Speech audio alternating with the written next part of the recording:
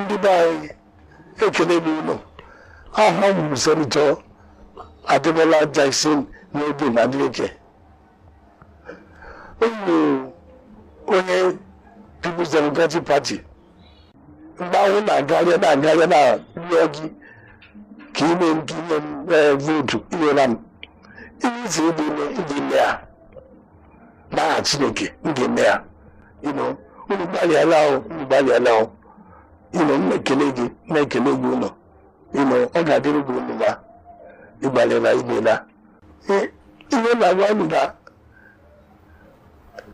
ụlọ ndị ugbu a ndị nwe ụlọ ezigbo ọrụ ọ gaghị ndị a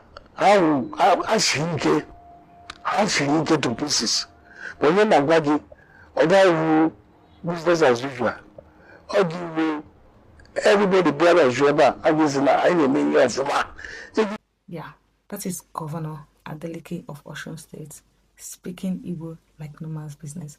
Can you do it? Yes. Is it achievable? Yes. Is it easy? No. If you put your head down, can you do it? Yes, you can. Motivation to tell you that it's not impossible to speak Igbo language.